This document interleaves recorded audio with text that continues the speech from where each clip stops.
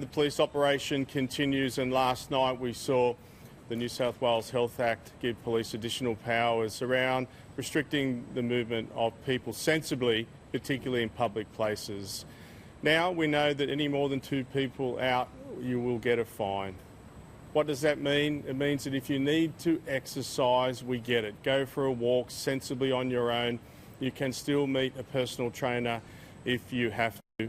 The reality is, if you need to go to the shops to get some food, absolutely acceptable. If you need to go to the chemist or see your GP, all of these things are absolutely acceptable.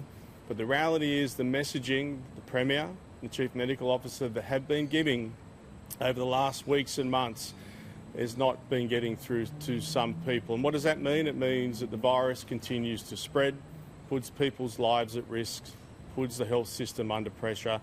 So as of today, police will continue to be out there working with the community, but we will be engaging in terms of people who are acting outside of what the health warnings are. There's still $1,000 fines, $5,000 fine for businesses, and for those that continue to flout the laws, that we can put you before the court for up to 6 months in jail.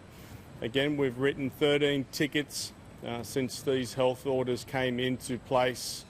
I hope we don't have to write any more, but I fear that there will be individuals that won't get the message, so we will be out there. Business continues for us. 17,000 police are still out there. The 5 police that have contracted the virus all contracted that from overseas travel. Right? That in itself, you must understand why we have travel restrictions in place.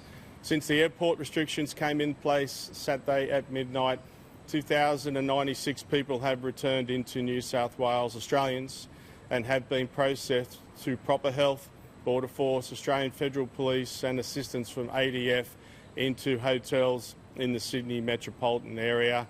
Around 80 of those have presented with symptoms and are being treated and or isolated from the rest of the group. We anticipate around 600 people will return today on around 12 planes. It's down on about 50% on what the expected load will be. But for the people who are overseas, and there's still many thousand Australians overseas, this operation will continue. Don't think you can see this out and next week the restrictions will be lifted. The operation will continue.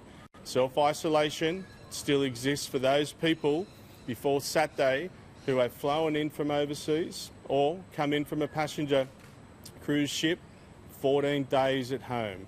We've done thousands of checks on people to ensure they are complying, and those checks will continue. Now, the business of policing continues. We still respond to crime. Yesterday, we conducted a search warrant and arrested 5 people for having 200 kilos of cocaine. So the world is going on. Unfortunately, organised crime's going on, but so is the activities of the New South Wales Police Force. So listen to the health warnings. Police will be out there to enforce the health legislation, but we want to work with the community. Thank you.